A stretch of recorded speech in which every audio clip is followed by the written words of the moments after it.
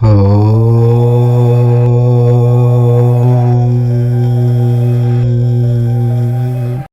విపరీతంగా ధనాన్ని ఆకర్షిస్తాయి కనుక ఇవి ఎక్కడ కనిపించినా వదలకండి.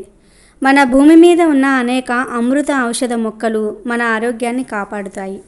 అలాంటి మొక్కల గురించి తెలుసుకుని సాంప్రదాయ వైద్యంగా పాటిస్తే ఖర్చు లేకుండా రోగాలను సులభంగా నయం చేసుకోవచ్చు. ఇది ఆయుర్వేదానికి మాత్రమే సాధ్యం. నిజమైన వైద్యం మన భారతీయ ఆయుర్వేదం. ఎటువంటి సైడ్ ఎఫెక్ట్స్ లేని వైద్యం ఆయుర్వేదం. అయితే అటువంటి ఆయుర్వేద మొక్కల గురించి పరిహార శాస్త్రంలో కూడా చెప్పారు. ఈ మొక్కలతో పరిహారాలు చేసినా కూడా 100% ఫలితాలు వస్తాయని శాస్త్రాలలో ఉంది. ముఖ్యంగా ఒక ప్రత్యేకమైన మొక్క యొక్క కాయలతో ఇలా చేస్తే చాలు విపరీతంగా ధనం మీ వైపు అట్రాక్ట్ అవుతుంది, ధనలాభం కలుగుతుంది అని పెద్దలు అంటూ ఉన్నారు. మరి ఏ మొక్క కాయలతో ఏం చేస్తే ధనం మీ వైపు అట్రాక్ట్ అవుతుంది, అలాగే ఆ మొక్కతో మనకు ఉన్న అనేక రోగాలను ఎలా నయం చేసుకోవచ్చు అనే విషయాలను ఈరోజు మనం ఈ వీడియోలో వివరంగా తెలుసుకుందాం. ఫ్రెండ్స్, ఫస్ట్ అయితే కామెంట్ బాక్స్లో ఓం శ్రీ ఔషధ చక్ర నారాయణాయ నమః అని కామెంట్ చేయండి. ఎందుకంటే ఈ భూమి మీద ఉన్న ఔషధ మొక్కలన్నిటికీ కూడా ఆ నారాయణుడే అధిపతి కనుక ఓం శ్రీ ఔషధ చక్ర నారాయణాయ నమః అని కామెంట్ చేయండి. అలాగే ఈ వీడియోకి ఒక లైక్ కొట్టి మా ఛానల్ని సబ్స్క్రైబ్ చేసుకుని మాకు సపోర్ట్ చేయండి. ఆయుర్వేదంలో నెంబర్ 1 మొక్కగా చెప్పే మొక్క వేప మొక్క. భారతదేశంలో అత్యంత పవిత్రమైన శక్తివంతమైన ఔషధ గుణాలు ఉన్న వృక్షంగా పేరు పొందింది ఈ వేప చెట్టు.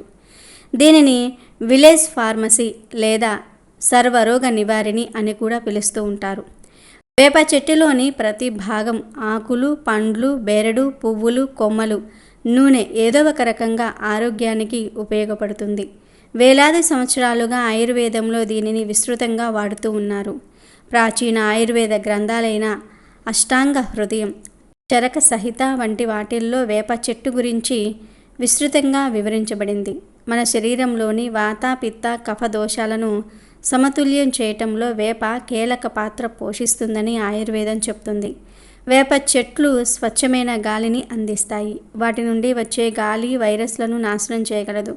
అందుకే పూర్వం చాలామంది తమ ఇంటి పరిసరాల్లో వేప చెట్లను పెంచేసేవారు. అంతేకాదు, ఇటు దైవపరంగా చూసుకుంటే వేప చెట్టును లక్ష్మీదేవి స్వరూపంగా భావిస్తారు. వేప చెట్టును పూజిస్తారు. వేప చెట్ల దగ్గర పరిహారాలు కూడా చేస్తారు. వేప చెట్టును ఒక అదృష్ట మొక్కగా పరిగణిస్తారు. ఈ వేప చెట్టుకు జూన్, జూలై నెలల్లో వేపకాయలు కాస్తాయి. వేప చెట్టు కాయలకు ధనాన్ని ఆకర్షించే గొప్ప శక్తులు ఉంటాయి. వేప చెట్టు కాయలతో ఈ పరిహారం చేయటం వలన మీ జీవితం అద్భుతంగా మారుతుందని, మీకు ఉండే కష్టాలు పోతాయని, లక్ష్మీదేవి అనుగ్రహంతో మీ ఇల్లంతా ఐశ్వర్యంతో నిండిపోతుందని పరిహార శాస్త్రం చెప్తుంది. అసలేం చేయాలి అంటే ఈ వేప మొక్కకు ఉండే కాయలను ఒక 5 సేకరించి తెచ్చుకొని వాటిని ఒక ఎర్రటి వస్త్రంలో వేసి ఆ వస్త్రంలోనే 1 స్పూన్ ఉప్పు, 5 మిరియాలు వేసి వీటన్నిటినీ కూడా చిన్న మూటలాగా కట్టి మీ ఇంట్లో డబ్బు పెట్టే ప్రదేశంలో అంటే బీరువాలో లేదా లాకర్లో ఉంచండి. ఇలా చేయటం వల్ల ఇంట్లో డబ్బు పెరుగుతుందని, మీ ఇంటి వైపు డబ్బు అట్రాక్ట్ అవుతుందని, అప్పుల బాధ నుండి ఉపశమనం లభిస్తుందని పరిహార శాస్త్రంలో ఉంది. కనుక ధనం మీ వైపు అట్రాక్ట్ అవ్వాలంటే ఈ చిన్న పరిహారం చేసుకోండి. అలాగే వ్యాపారాల్లో కలిసి రావాలని కోరుకునేవారు 4 వేప కాయలను తీసుకొని మీ వ్యాపార స్థలంలో 4 మూలల్లో ఉంచండి. ప్రతి శుక్రవారం ఈ కాయలను మార్చండి. ఇలా చేస్తే వ్యాపార ప్రదేశంలో ఉన్న ప్రతికూల శక్తి పోతుంది, మీకు లాభాలు కలుగుతాయి. ఇలా పరిహారాల పరంగానే కాదు ఆరోగ్యపరంగా కూడా ఈ వేప మొక్కకు ఎంతో ప్రాధాన్యత ఉంది. వేప ఆకులను పడగడుపున అంటే బ్రష్ చేయకుండా ఉదయాన్నే నమలటం వల్ల రక్తం శుద్ధి అవుతుంది. శరీరంలోని విష పదార్థాలను బయటకు పంపడానికి సహాయపడుతుంది. వేప ఆకులో ఉండే విటమిన్లు, ఖనిజాలు, యాంటీ ఆక్సిడెంట్లు శరీరంలో ఇమ్యూనిటీని పెంచుతూ ఉంటాయి. జలుబు, దగ్గు, వైరల్ ఫీవర్ వంటి వాటికి వ్యతిరేకంగా పోరాడుతూ ఉంటుంది.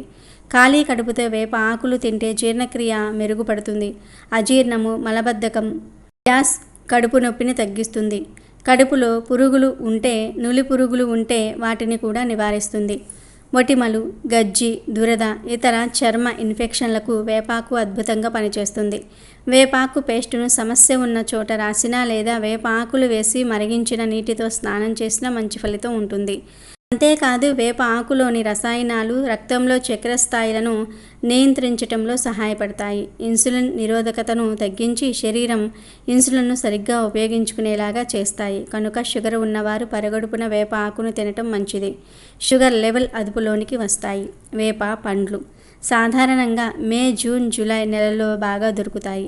ఇవి మన ఆరోగ్యానికి ఎన్నో మేలు చేస్తాయి. పూర్వం చాలామంది పిల్లలు ఈ వేప పండ్లను తినేవారు. అప్పట్లో పిల్లలు ఈ పండ్లను తినటం ద్వారా తెలియకుండానే ఎన్నో ఆరోగ్య ప్రయోజనాలు పొందేవారు.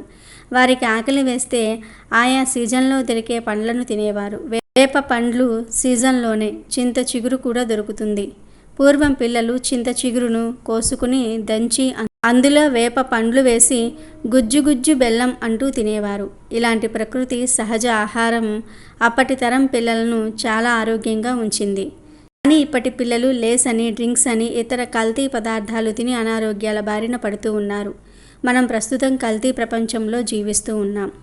మొలల సమస్యకు వేప పండ్లు ఒక దివ్య ఔషధం. చాలామంది మొలల సమస్యతో బాధపడుతూ ఉన్నారు. మొలలు ఏర్పడడానికి ప్రధాన కారణం మలబద్ధకం, మల విసర్జన సరిగా లేకపోవటం, అలాగే పీచు పదార్థాలు తక్కువగా ఉన్న ఆహారం తీసుకోవటం వల్ల ఈ సమస్య వస్తుంది. మొలలు ఉంటే రక్తం పడటం, దురదగా ఉండటం, విపరీతమైన నొప్పి వంటి సమస్యలు వస్తాయి. ఎవరైతే మొలల సమస్యతో బాధపడుతూ ఉన్నారో వారికి వేప పండ్లు ఒక దివ్య ఔషధం. ఈ విషయం చాలామందికి తెలియదు, కానీ మన పూర్వీకులకు బాగా తెలుసు. మీరు ప్రతిరోజు ఉదయం పరగడుపున వేప చెట్టు దగ్గరకు వెళ్ళి అక్కడే పండ్లను తినాలి. తెచ్చుకుని ఫ్రిడ్జ్లో పెట్టుకుని తినకూడదు. అప్పటికప్పుడు చెట్టు దగ్గరే తినాలి. ఇది ఆయుర్వేద వైద్యమే కాదు, మన భారతీయ సాంప్రదాయ వైద్యం కూడా. మొలలు ఉన్నవారు ప్రతిరోజు ఉదయాన్నే దంతాలు తోముకోకముందే నోటిని శుభ్రంగా పుక్కిలించండి. నోరు శుభ్రం చేసుకున్న తర్వాత గుప్పెడు వేప పండ్లను లేదా సుమారు 6 లేదా 7 పండ్లను తీసుకోండి. వేప పండును ఒత్తితే విత్తనం బయటకు వస్తుంది. దాన్ని నోట్లో పెట్టుకుని చప్పరించాలి. రసం మింగాలి, విత్తనం ఊసేయాలి. ఇలా 10 రోజులు చేయాలి. అలా చేస్తే మొలలు తగ్గిపోతాయి. ఒకవేళ మొలల తీవ్రత ఎక్కువగా ఉంటే 20 రోజుల పాటు తినాలి. వేప పండ్లు కొంచెం తీయగా వగరుగా ఉంటాయి. అలవాటైతే బాగానే ఉంటుంది. మొలల సమస్య లేని వారు కూడా ఇలా తినవచ్చు. ఇలా తింటూ ఉంటే వారికి ఎవరికీ కూడా మొలల సమస్య రాదు. వేప పండ్లు సంవత్సరం పొడవునా లభించవు. కేవలం జూన్, జూలై నెలల్లో మాత్రమే దొరుకుతాయి. ఈ సమయంలో వాటిని తప్పకుండా ఉపయోగించుకోండి. వేప చెట్టు ఆకు తీసుకొని ఆకులు తీసివేస్తే మధ్యలో ఒక ఈనె వస్తుంది. ఈ ఈనె మరియు మిరియాలను సమానంగా తీసుకోండి. వాటిని మెత్తగా నూరాలి. ఈ మిశ్రమాన్ని కుంకుమ గింజంత మాత్రలుగా చేసి నీడలో ఆరబెట్టుకోవాలి.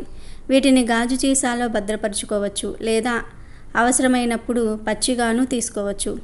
ఈ మాత్రలను ఉదయం 2, సాయంత్రం 2 వేసుకుంటే 6 నెలల వరకు జ్వరం, వైరల్ ఫీవర్లు రావు. అదేవిధంగా ఈ మాత్రలను 6 నెలలు తింటే తాచుమాము కరిసిన, తేలు కుట్టిన విషం ఎక్కదు. వేప ఈనె అంత అద్భుతంగా పనిచేస్తుంది.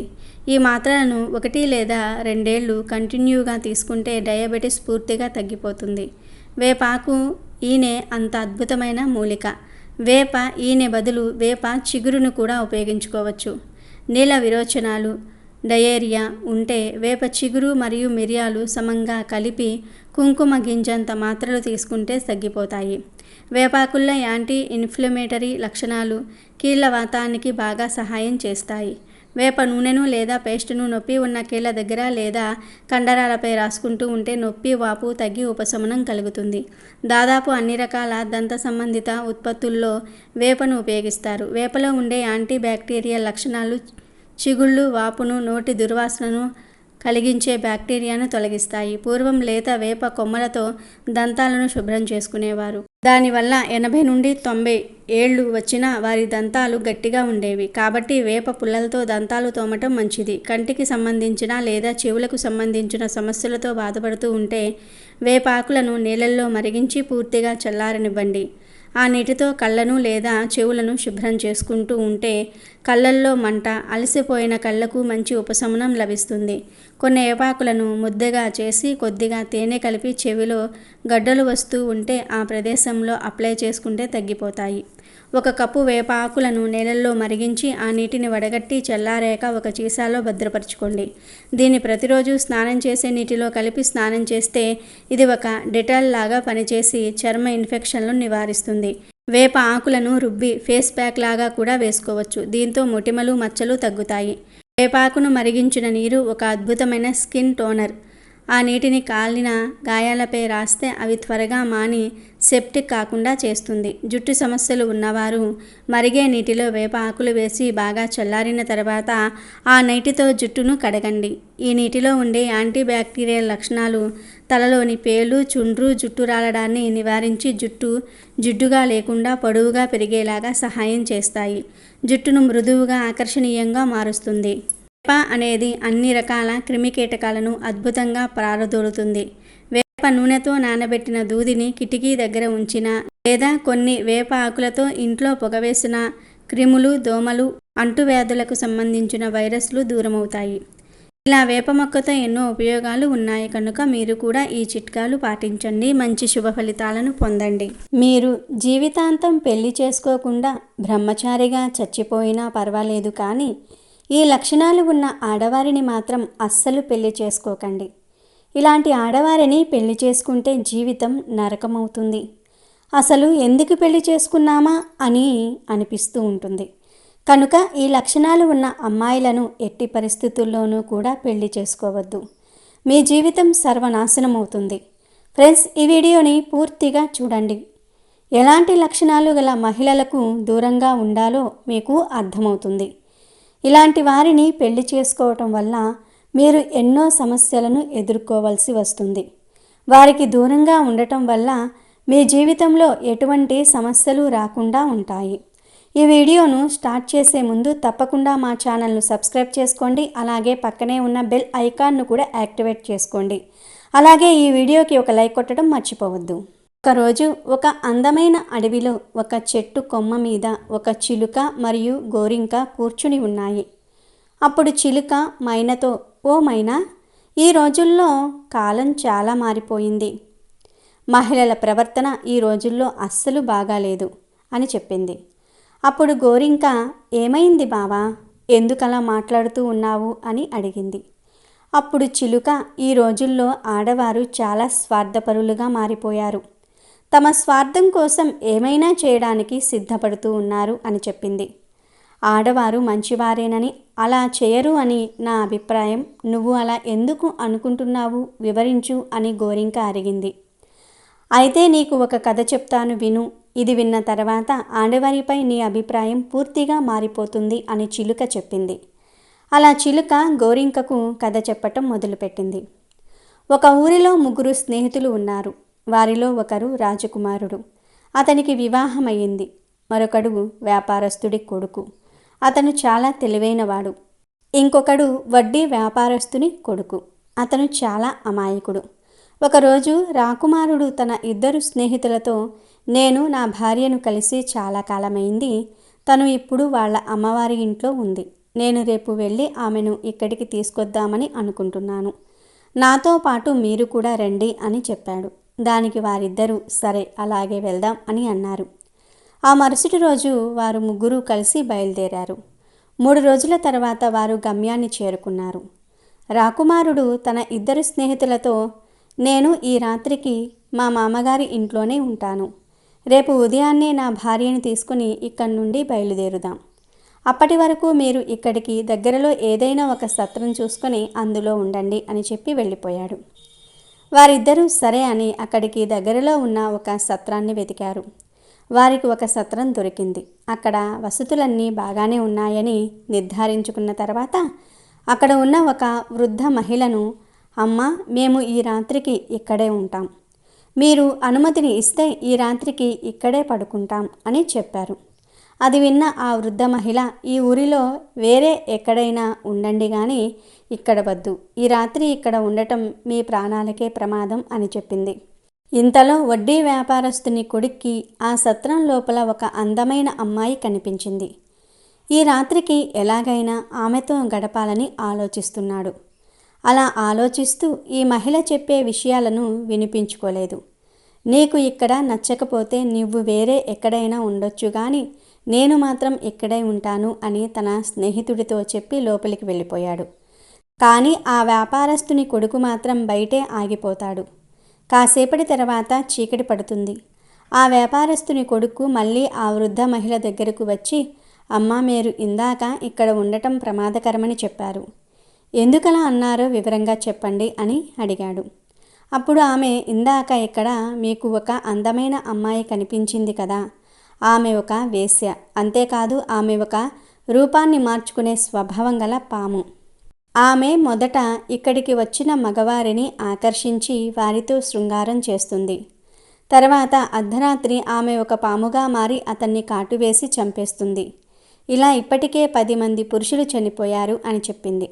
అది విన్న ఆ వ్యాపారి కొడుక్కి చాలా భయమేసింది. మరి ఇప్పుడు ఆమెతో నా స్నేహితుడు ఉన్నాడు కదా, అతని ప్రాణాలు కాపాడడానికి ఏదైనా మార్గం చెప్పండి అని ఆ మహిళను అడిగాడు. నేను నీకు ఒక కత్తిని ఇస్తాను. వారి శృంగారం పూర్తయిన తర్వాత ఆమె పాముగా మారి అతన్ని కాటు వేసేటప్పుడు మాత్రమే నువ్వు ఆమెను చంపగలవు. నీ స్నేహితుడిని కాపాడుకోవాలంటే ఇది ఒక్కటే మార్గం అని చెప్పి అతనికి ఒక కత్తిని ఇచ్చింది వృద్ధ మహిళ. ఆ కత్తిని తీసుకొని అతను రహస్యంగా లోపలికి వెళ్ళి వారిద్దరూ పడుకుని ఉన్న మంచం పక్కన వారికి తెలియకుండా దాక్కున్నాడు. వారిద్దరూ శృంగారంలో పాల్గొన్న తర్వాత అతని స్నేహితుడు అలసిపోయి నిద్రపోయాడు. ఆ తర్వాత ఆ అమ్మాయి తన రూపాన్ని మార్చుకుని అతన్ని కాటువేయడానికి సిద్ధపడింది. వెంటనే ఆ వ్యాపారస్తుని కొడుకు తన చేతిలో ఉన్న కత్తితో ఆ పాము తల నరికి చంపేశాడు. వెంటనే ఆ పాము శరీరాన్ని అదే మంచం కింద దాచిపెట్టి అతను బయటికి వచ్చేశాడు. అలా బయటికి వచ్చిన అతనికి ఒక అందమైన మహిళ అడవిలోనికి పరిగెత్తుకుంటూ వెళ్ళటం కనబడింది. ఈ మహిళ ఎవరు? ఈమె చాలా అందంగా ఉంది. ఇంత రాత్రివేళ ఈమె అడవిలోనికి ఎందుకు పరిగెడుతోంది? ఈమెను వెంబడిస్తే ఇక్కడ ఏం జరుగుతుందో తెలుస్తుంది అని ఆలోచిస్తూ ఆ వ్యాపారస్తుని కొడుకు ఆమె వెనకాలే పరిగెత్తాడు. చాలా దూరం వెళ్ళిన తర్వాత ఒక సన్యాసి ఆశ్రమం వచ్చింది. ఆ మహిళ ఆశ్రమంలోనికి వెళ్ళింది. ఇదంతా గమనిస్తున్న వ్యాపారి కొడుకు అక్కడికి దగ్గరలో ఒక చోట దాక్కున్నాడు. ఆ మహిళ అక్కడ ఉన్న సన్యాసి దగ్గరకు వెళ్ళి, ఇది నేను నిన్ను ఆఖరిసారి కలవటం. ఇక నేను నిన్ను కలిసే అవకాశం మళ్ళీ రాకపోవచ్చు. ఈరోజు మా ఇంటికి నా భర్త వచ్చాడు. రేపు ఉదయం నన్ను తీసుకొని అతను ఇంటికి వెళ్తాడు. ఇక రేపటి నుండి నేను అక్కడే ఉంటాను అని చెప్పింది. అప్పుడు ఆ సన్యాసి, ఇన్నాళ్లుగా ప్రతిరోజు నాతో కలుస్తున్నావు, రోజు నన్ను వదిలిపోనని చెప్తూ ఇప్పుడు నీ భర్త వచ్చాడని అతనితోనే వెళ్ళిపోతున్నానని చెప్తున్నావా? నువ్వు నన్ను మోసం చేశావు అని అంటూ ఆ సన్యాసి ఆగ్రహంతో ఆ మహిళ ముక్కును కోశాడు. వెంటనే ఆ మహిళ నొప్పితో పెద్దగా అరుస్తూ ఏడుస్తూ అక్కడి నుండి పరిగెత్తింది. ఇదంతా చూసిన వ్యాపారస్తుని కొడుకు వెంటనే కోపం వచ్చింది. ఆ మహిళ అక్కడి నుండి వెళ్ళిపోయిన తర్వాత అతను ఆ సన్యాసి దగ్గరకు వెళ్ళి కోపంతో అతన్ని చేతిలో ఉన్న కత్తితో ఆ సన్యాసి తలను నరికి చంపేశాడు. తర్వాత ఆ మహిళ అక్కడి నుండి ఇంటికి వెళ్ళి రాజమందిరంలో కూర్చుని ఏడుస్తూ, తెల్లవారితే అందరికీ నా మొహం ఎలా చూపించాలి, ఏమైంది అని అడిగితే వారికి నేను ఏం సమాధానం చెప్పాలి అని ఆలోచిస్తూ నా భర్త నా ముక్కును కోశాడని చెప్తాను అని నిర్ణయించుకుంది. తెల్లవారగానే పెద్దగా ఏడుస్తూ నా భర్త నా ముక్కును కోసేశాడు అని గట్టిగా అరిచింది. వెంటనే ఆ ఇంట్లో వారందరూ కూడా వచ్చి ఆమెను చూసి ఆమె భర్త అయిన రాకుమారుని తీసుకుని వెళ్ళి రాజు ముందు నిలబెట్టారు. విషయం తెలుసుకున్న రాజు అతన్ని జైల్లో వేయమని సైనికులను ఆజ్ఞాపించాడు.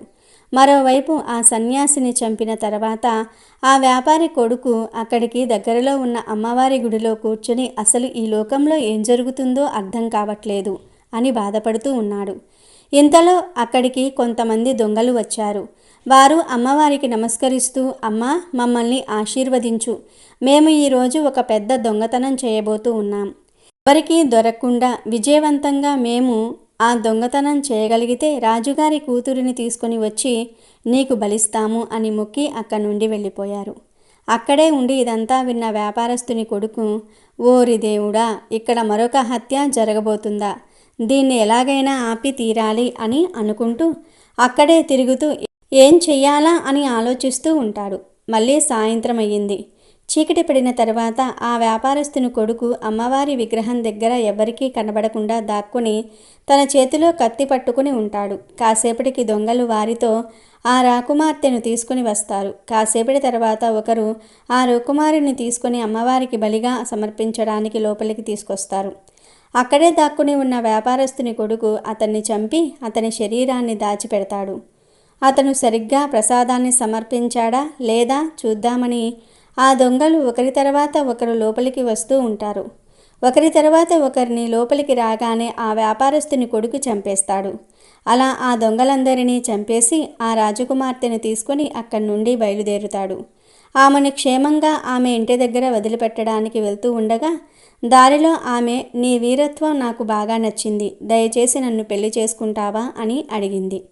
నేను కేవలం నిన్ను రక్షించడానికి మాత్రమే ఇదంతా చేశాను, నిన్ను పెళ్లి చేసుకోవటం నా ఉద్దేశం కాదు అని ఆ యువకుడు చెప్తాడు.